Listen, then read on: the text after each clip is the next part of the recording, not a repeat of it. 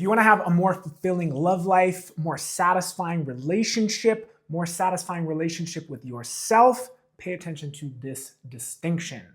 The distinction between trying to get and getting to give. We are human beings. I don't know if you noticed that about yourself, but we are wired for survival. And if we're not paying attention, which most of us are not most of the time when it comes to our relationship to ourselves, our relationship to our peers and our friends and our partners and our work and the world, we're not paying attention. The quality of programming and conditioning and survival wiring that is baked into us is going to override and decide how we relate to the world. So most of us are functioning, if we're not paying attention, we start to pay attention to what's really happening within ourselves. We're trying to get something, always. We're trying to get safety. We're trying to get a sense of validation or significance. And this is especially so when it comes to romantic interests. Maybe you're not familiar with attachment theory. We are designed to create an attachment. Our primary attachment is to our primary caregivers, our mom and our dad when we're born, and there's safety in that. The human design survives because it attaches. It says, let me keep myself safe by staying close to mom, by staying close to dad, and by staying close to the group, because that will ensure my survival. Attachment's tricky because there's a beauty in it, there's an intelligence in it, and yet when we are functioning entirely from attachment, there can be a pain in denying ourselves what we may truly need. This is where people-pleasing comes in. We are trying to get something from someone else by compensating or playing small or being agreeable. We all have our different ways of doing it, and it's in an effort to survive. It's in an effort to get needs met. And yet we can do so at the expense of ourselves. And so this happens in romantic relationships. If you pay attention to the motives behind your actions and the motives behind your speech, you may start to notice, and you can ask yourself with curiosity, with care, with kindness, because there's no shame here. We're all fucking doing this. What are my intentions? Am I trying to get something from this person? I'm trying to get something from my partner. Maybe you have a really healthy relationship and you have a conversation, an open conversation about needs, but maybe there are a lot of underlying assumptions and expectations and drives and motives that we're not paying attention to. And this energy of trying to get really represses and suppresses the possibility for true intimacy and connection and wholeness in a relationship, because you're always stuck in this transactionality that's running unconsciously where you're both trying to survive by maintaining the attachment. And it works to a certain degree. Many of us can get by for a lifetime even. But if you've ever been in a shitty toxic relationship that tanked, you kind of know what I'm talking about here. The attachment drives our actions, and if we're letting the attachment solely drive our actions, we're chronically and constantly trying to get something from someone who may or may not be able to give it to us. In fact, a lot of the time, the other human being has all sorts of shit going on that they got to deal with, that they're working with, and they can't give you what you need. So before we move to getting to give, what's essential here in this equation is giving to yourself, getting to give to yourself, actually. So the getting to here is the energy of, it's a gift to give. Like giving feels good. It's the difference between I have to or I should. I get to. There's a welcoming energy. There's a joy in that. Generosity is a gift, not just to the recipient, but also to the giver. And so in relationship, the most beautiful, flourishing relationships arise from giving to oneself sustainably, such that you get to give to your partner more than you're trying to get from them. And this distinction is from the energy of attachment, of fear, of trying to cling and find something outside of ourselves that will keep us safe and satiated on the inside, to learning to satiate ourselves from within, such that we can show up relationally. And this is not just in romantic relationships, but life is relationships. So this could be in your relationship to your work, to your friends, to the strangers that you meet on the street, to the things that you love to do. What do you get to give to them? When we come from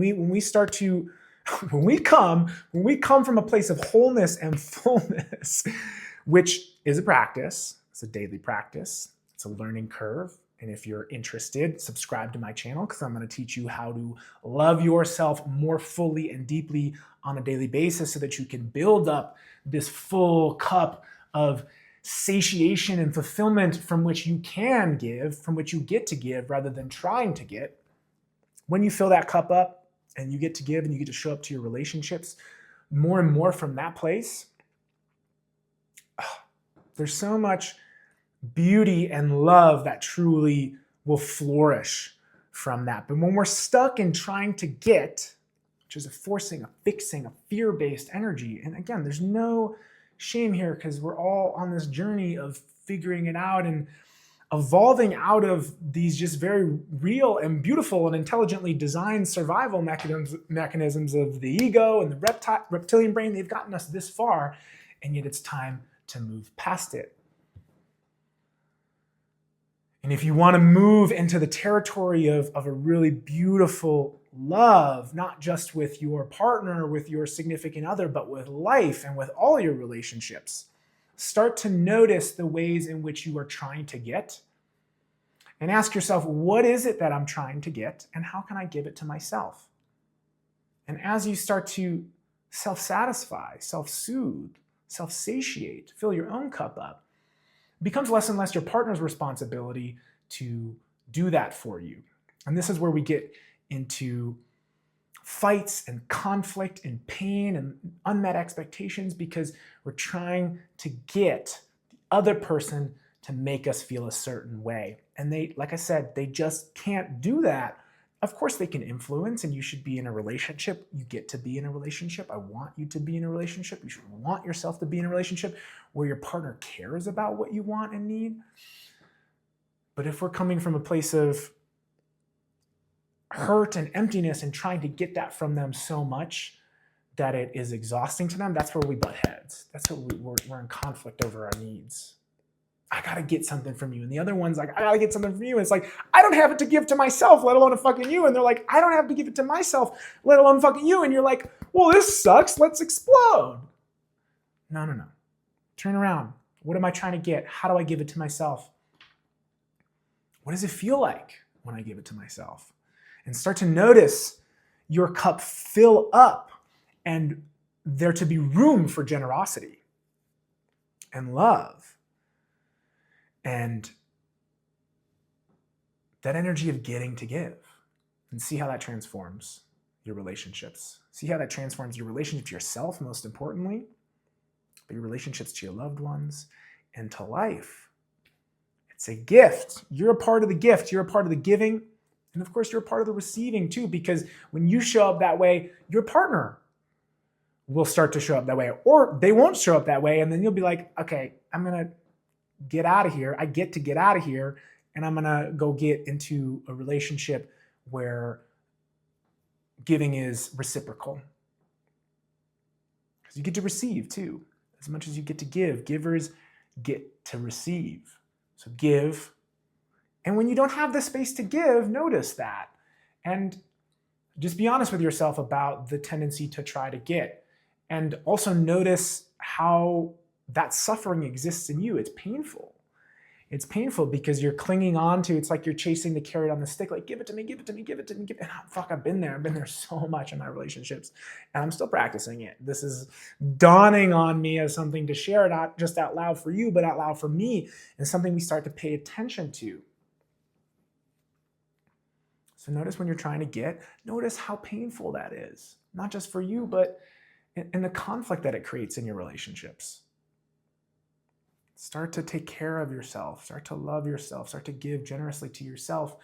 Learn that muscle of generosity. How we do one thing is how we do everything. How we do something, how we relate to ourselves is how we can relate to the world around us. So as you start to become generous to yourself, become more available to be generous to your partner. Your relationships will blossom. If you dig this, subscribe. Got more chit chats and guided meditations, philosophy, poetry, inspiration, you name it, on self-love, self-leadership, self-compassion. I'm here to help you develop a really deep, beautiful relationship with yourself, an empowered and loving relationship with yourself, from which you get to go and make a difference in the world, just being authentically you. If that just means you smile more and you light people up on the subway or on the street, that's fucking awesome. And if you have a gift to give, if you have a passion to pursue, if you have purpose to bring to life, that's gonna come from a full cup. And I want you to be the best you. We fucking need you, and we get to have you, and you get to give, not just to your loved ones, to yourself, and to the world as well. Lots of love. Have a beautiful, beautiful now. Peace.